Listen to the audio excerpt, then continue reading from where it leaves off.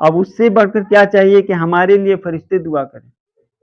قرآن میں اللہ تعالیٰ سورہ بقرہ آیت نمبر 43 میں کہتے ہیں، آج ہمارا جو موضوع ہے وہ ہے جماعت سے نماز پڑھنے کی فضیلت، اہمیت۔ اللہ تعالیٰ نے قرآن میں اور نبی کریم صلی اللہ علیہ وسلم کے بیانات کیا ہیں کہ ہمیں جماعت سے نماز کیوں پڑھنی چاہیے۔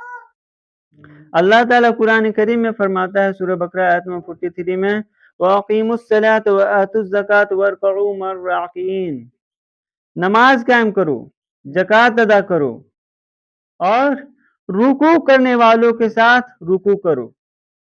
اب رکوع کرنے والے، سجدہ کرنے والے کہاں ملیں گے؟ مسجد میں ملیں گے، گھر میں تو نہیں ملیں گے۔ تو یہاں پہ اللہ تعالیٰ بتا رہے ہیں کہ نماز قائم کرو اور زکوٰۃ بھی ادا کرو، یہ دونوں اسلام کی رکن میں سے ہیں۔ اور ساتھ میں نماز قائم وہاں کرو جہاں سبھی لوگ نماز قائم کر رہے ہیں، جہاں سبھی لوگ نماز پڑھ رہے ہیں، یہ نہیں کہ گھر ہی میں پڑھنے لگے۔ آج وہی حال مسلمانوں کا ہے کہ کچھ لوگ تو کہتے ہیں گھر میں پڑھ لیتے ہیں لیکن گھر میں بھی نہیں پڑھتے۔ تو اللہ تعالیٰ نے قرآن میں فرما دیا کہ رکوع کرنے والوں کے ساتھ، یعنی نماز پڑھنے والوں کے ساتھ نماز۔ عبداللہ ابن مسعود رضی اللہ تعالیٰ عنہ روایت کرتے ہیں کہ اللہ کے نبی کریم صلی اللہ علیہ وسلم نے فرمایا، پانچوں نمازوں کی حفاظت کرو، فجر، ظہر، عصر، مغرب، عشاء، پانچوں نمازوں کی حفاظت کرو، کیونکہ یہ سنن ہدی ہے، یعنی آپ صلی اللہ علیہ وسلم کی سنت ہے اور ہدایت ہے۔ اور اس کے بعد سے دیکھا جاتا ہے کہ کوئی شخص سوائے کھلم کھلا منافق ہو، اس کے علاوہ سبھی کے سبھی لوگ نماز جماعت سے پڑھا کرتے تھے۔ آج کے سمے میں ہم لوگ جو اذان سنا، کون لوگ نہیں آئے؟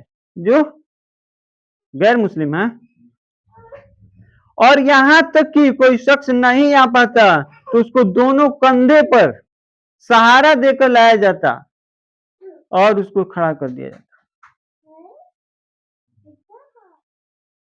پیارے بھائیوں ساتھیوں، اور آگے لمبی حدیث چلتی ہے۔ اور اسی طرح سے انس بن مالک رضی اللہ تعالیٰ عنہ روایت کرتے ہیں کہ اللہ کے نبی کریم صلی اللہ علیہ وسلم سے ایک اندھا شخص آیا اور کہا، اے اللہ کے نبی، میں اندھا ہوں، نابینا ہوں، دیکھ نہیں سکتا ہوں، مجھے یہ اجازت دیجیے کہ میں گھر ہی پر نماز پڑھ لیا کروں۔ آج کوئی شخص کہتا ہے کہ میں گھر ہی پہ نماز پڑھ لوں، وہ گھر پہ بھی نہیں پڑھنا چاہتا ہے۔ میں گھر پہ ہی نماز پڑھ لیا کروں۔ اللہ کے نبی کریم صلی اللہ علیہ وسلم کہتے ہیں ٹھیک ہے۔ پھر کہتے ہیں کیا تمہیں اذان سنائی دیتی ہے؟ وہ کہتے ہیں کہ ہاں ہمیں سنائی تو دیتی ہے۔ تو آپ صلی اللہ علیہ وسلم کہتے ہیں اس کا جواب دو، یعنی مسجد میں آ کے نماز پڑھو۔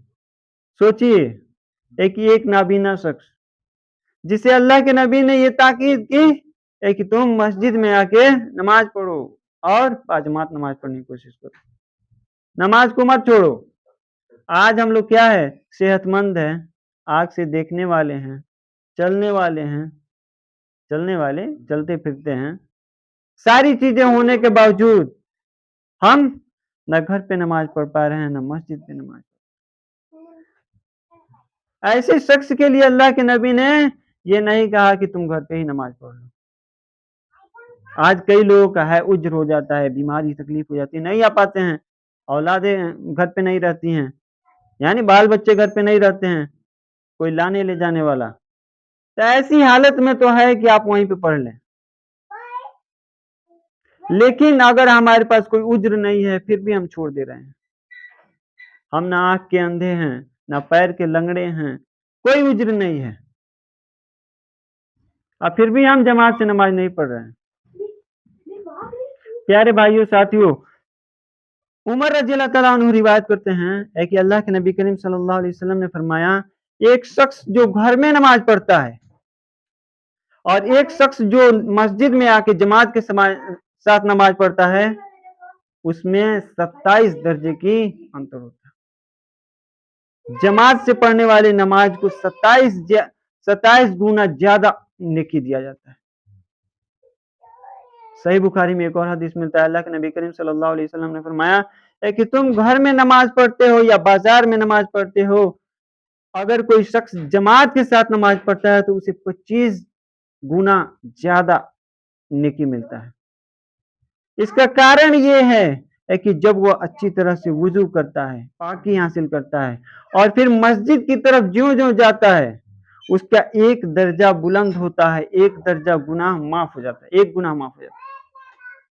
और जब तक वो नमाज अदा करता है और मुसल्ले पे बैठा रहता है, तब तक उसके लिए फरिश्ते दुआ करते हैं, दुआ करते रहते हैं उसके लिए। अब ऐसी फजीलत सुन के कौन शख्स है जो नहीं चाहेगा कि हम बैठ रहे हैं वहीं। प्यारे भाइयों साथियों, हमें चाहिए कि हम ज्यादा से ज्यादा कोशिश करें कि जमात के साथ नमाज पढ़ें। जमात के साथ नमाज नहीं पढ़ेंगे और फिर अब्दुल्ला बिन मसूद रज़ियल्लाहु तआला अन्हु की रिवायत है कि जो शख्स नमाज छोड़ देता है या यूं कहें कि घर ही में पढ़ने लगता है, तो आप सल्लल्लाहु अलैहि वसल्लम के सुन्नत को अदा नहीं कर पाता है, मस्जिद को कायम नहीं कर पाता है, तो ऐसा शख्स सुन्नत ना अदा करने के कारण एक दिन काफिर हो जाएगा। हमें ये सुन्नत है, ये अफजल है कि हम जमात के साथ नमाज पढ़ें, कभी भी अकेले नमाज ना पढ़ें। कई लोग हैं कई कारण से, मैं देखता हूँ कई कारण से नमाज तो पढ़ते हैं लेकिन घर में पढ़ते हैं, लेकिन अफजलियत ये है आप सल्लल्लाहु अलैहि वसल्लम, जैसे मैंने बताया कि अकंधे शख्स को भी जमात के साथ नमाज पढ़ने की ताकीद की। अबू हुरैरा रज़ियल्लाहु तआला अन्हु की रिवायत है कि अल्लाह के नबी करीम सल्लल्लाहु अलैहि वसल्लम ने फरमाया कि मुनाफिक नमाज फज्र और ईशा को अदा करने में कोताही बरतते हैं, अगर इसकी अफजलियत को जान जाएं तो सबसे आगे रहें, यहां तक कि वो रेंगते हुए आए, जैसे पैर नहीं है किसी के पास तो रेंगते हुए आएगा, तो रेंगते हुए भी आएगा वो, या किसी के सहारे भी आएगा वो सब। और हम लोग नमाज हमसे छूट जाती है। मस्जिद, यहाँ जब अजान सुनाई दे दी आपको तो घर में नमाज नहीं होगी, मस्जिद में आइए, नमाज को अदा कीजिए। आप सल्लल्लाहु अलैहि वसल्लम ने पूछा क्या तुम्हें अजान सुनाई देती है, तो वो कहते हैं कि हाँ हमें सुनाई तो देती है। तो आओ मस्जिद में आओ और नमाज पढ़ो। आज हम देखिए, आज तो माइक लगा हुआ है, माइक में हम चारों तरफ आवाज जा रही है, लेकिन हम नमाज नहीं पढ़ पा रहे। अल्लाह के रसूल सल्लल्लाहु अलैहि वसल्लम ने फरमाया, जो अल्लाह की रजा के लिए, अल्लाह की रजा के लिए 40 दिन तक बाजमात नमाज अदा करता है, उसके लिए 2 खुशखबरी है। पहली खुशखबरी ये है कि उसको जहन्नम से आजाद कर दिया जाता है, यानी जहन्नम उसके लिए, और दूसरा उसके लिए निफाक को खत्म कर दिया जाता है। 2 नेमतें हैं, एक जहन्नम उसके लिए खत्म, अब जन्नत में ही वो सक जाएगा जो 40 दिन तक नमाज अदा करे। अब ये नहीं कहें कि हमें 40 दिन ही अदा, इसमें क्या है, सबसे पहले अल्लाह की रजा हो। जब कोई शख्स नमाज अल्लाह की रजा के लिए पढ़ता है, केवल कि मुझे अल्लाह, किसी की दिखावा ना हो कि हम जा रहे हैं नमाज पढ़ने के लिए, दिखावा नहीं होना चाहिए, और अल्लाह से सच्ची मोहब्बत होनी चाहिए, तब वो कहेगा कि अल्लाह की रजा है। अब 2 नेमतें, यानी एक जहन्नम से आजादी मिल जाती है और दूसरा एक ही हम निफाक यानी मुनाफिकत से आजादी मिल जाती है। मुनाफिकत यानी कोई देख रहा है तो पढ़ा और नहीं कोई देख रहा है तो नहीं पढ़ा, या मन में ऐसी चीज है कि मन में कुछ और होता है और काम कुछ और, वैसा भी नहीं होगा जब सच्चे दिल से आदमी अल्लाह की रजा के लिए पढ़ेगा। अब जब 40 दिन तक कोई नमाज पढ़ता है, कई ऐसी रिपोर्ट भी आती है, कोई आदमी एक काम को बराबर करता है ना, उसको वो काम पसंद आने लगता है। तो जो शख्स इस नमाज की लज्जत को पहुंच जाएगा, उस नमाज की चाहत को जान जाएगा, तो फिर वो नमाज को नहीं छोड़ेगा। 40 दिन की या 40 साल 400 साल तक नमाजें नहीं छोड़ेगा, जब उसकी कद्र को जान जाएगा, उसकी क्या अहमियत है उसको जान जाएगा तो नहीं छोड़ेगा। प्यारे भाइयों साथियों, हमें भी ऐसा होना चाहिए कि हम नमाज बाजमात के साथ अदा करें, यहाँ तक कि हमें मौत ना आ जाए।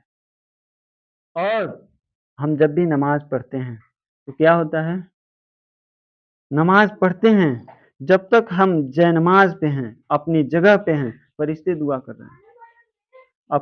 अब उससे बढ़कर क्या चाहिए कि हमारे लिए फरिश्ते दुआ करें।